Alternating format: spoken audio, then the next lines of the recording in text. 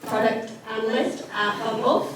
And I'm going to be talking about speed and why that's really important as an analyst and for product users generally. So, why is speed to market important at Bumble? As you might know, the dating kind of market and industry is really big business. It's really big money. The global revenue of the online matchmaking industry is estimated to grow to over $2.5 billion in 2024. But in being such a big market, it's quite a crowded one. We have strong competition from Tinder and Hinge, but we also have new entrants. So as the barrier to entry decreases, as technology evolves, we have people like Thursday coming along, doing innovative things.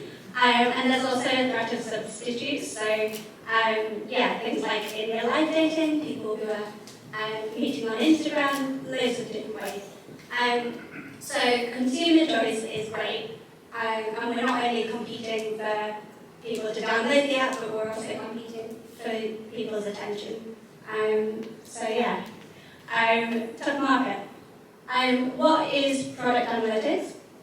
So, as a lot of you might know, product analytics is that intersection between product analytics, and we really bring the science behind a lot of the decisions that go into the day-to-day innovation at a company.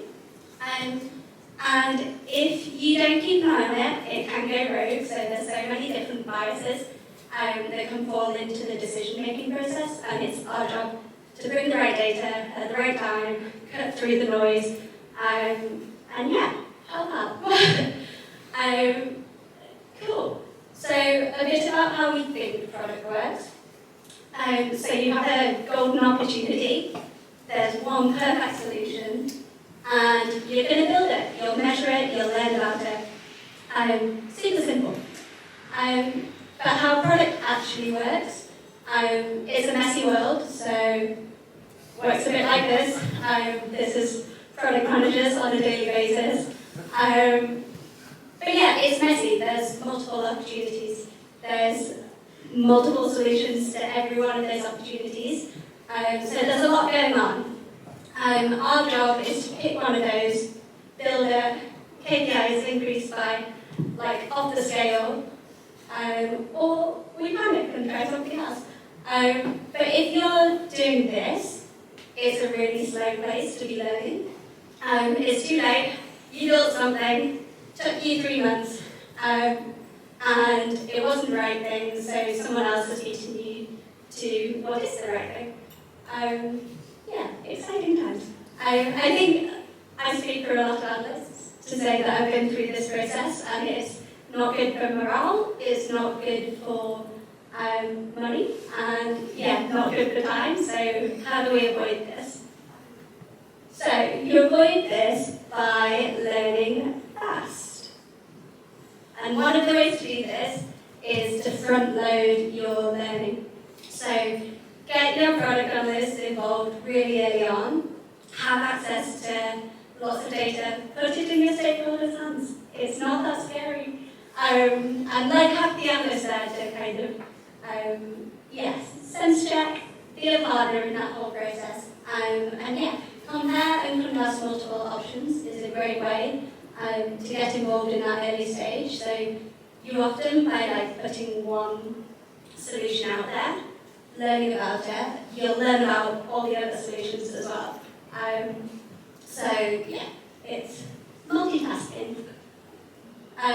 Except lower fidelity data sources. So I feel like I'm going a bit rogue here. Not everything is an A/B test. I love an A/B test. It is the most definitive way that you can measure success. It's amazing, but I'm also kind of the Bayesian mind that multiple indicators about a subject should be enough to give you that confidence that you need to then go on and build. Underrated data sources include user interviews, usability testing, previous analysis, so one great way to speed up is to make sure that all of that previous analysis is readily available. We have a great portal at Bumble that you can literally search words, see everything that anyone's ever done on the subject. Self-serve data, so again, back to the scary thing of putting data or potentially too much data in your product manager's hands. But yeah, as long as you've got someone helping them sense checking their usage, it's not that scary to do. And it's also an important reason to have a good analytics lifecycle and workflow so that you feel comfortable about doing that. And then rapid experimentation, so fake door tests are my favourite, just put a button out there, see if anyone clicks it. Yeah, useful data source. Next up, so you want to set success criteria prior to your test. This is around the biases that come into every decision. You need to be willing, if there's 10 different solutions that you're putting out there, you need to be willing to let them go if it's not the right one. Having rigor in recording the knowns and unknowns throughout that discovery process helps to avoid those biases. And you feel better about killing ideas at the end because they weren't the one. Let it go. Cool. And finally, two regular decisions. So this is a concept that was popularized and I think invented by Amazon. And this is the idea that there are two types of decisions. There's one-way decisions where it's really difficult to reverse that decision. And yeah, it's difficult to get back from there. And then two-way door decisions. You can go back, you can retread your steps, say, we were wrong, and start again. So this is really about taking baby steps. A wrong step forward is probably better than not making a decision at all because you learn about stuff on the way. And just it's important to know what the difference is, but definitely take the two-way door decision because you'll get closer to figuring out what the right solution is. Cool. So moving on, I'm aware that I haven't talked too much about Bumble despite the yellow slides. So product and practice, what changes have we made that take this into account? So moving the beeline, so first some context on the slide. The mode switcher, so I might have talked to some of you tonight, I work specifically on the BFF platform, so that's the friendship platonic platform within Bumble. And it's a completely different mode, you need to be able to get to it, and it used to be hidden right in the back of someone's profile. We wanted to bring that to the front, but the problem that we faced as a business was that there was nowhere to put it. So the top picture is how the app used to look, and then the bottom one is how it looks now. And then this yellow page is what you would see if you clicked on the heart button, the beeline, before. So that's a premium feature, it's a paywall, and we didn't know what to do with it because we wanted to move the main switcher to where it used to be. So, one of our biggest, we've split this out into a couple of risky assumptions. There are two things we definitely didn't want to do. One of them was have fewer users clicking on the beeline, because that would have been an indication that we might damage revenue. And then the second one was we didn't want to damage retention. So for the first one, our risky assumption was that no fewer users will click on the beeline. And the lowest fidelity test we can run is just look at how many people are clicking on the button.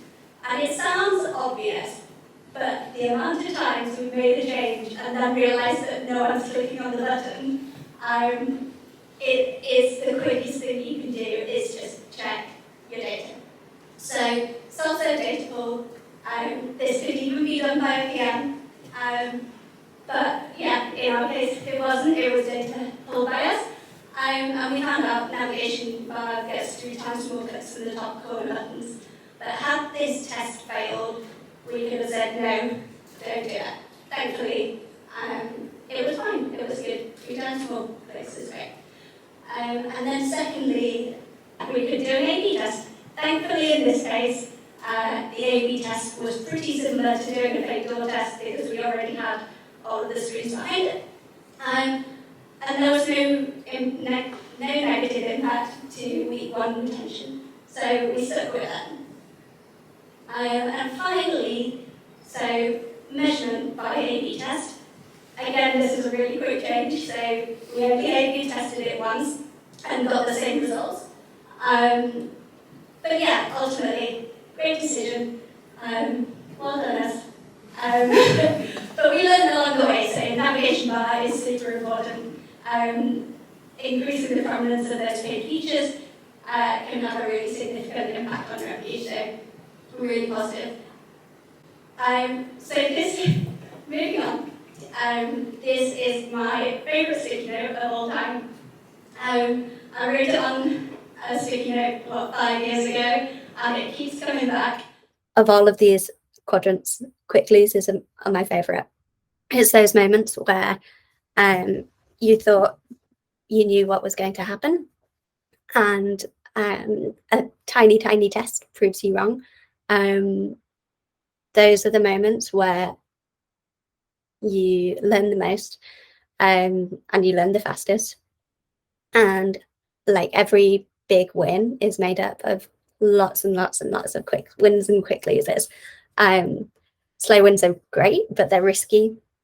And slow losers are probably the worst thing you can do to a team in terms of money, in terms of morale. Yeah, just avoid those. Mnemonic that I've set out tonight. Hopefully that will make it easy to remember. But basically what I would say is front-load your learning, accept lower fidelity data sources, set success criteria prior to your tests, and yeah, have a think about 2-way door decisions. And I think everyone can use this in their day-to-day life. Yeah, it's just a method for making good decisions quickly. So that's it.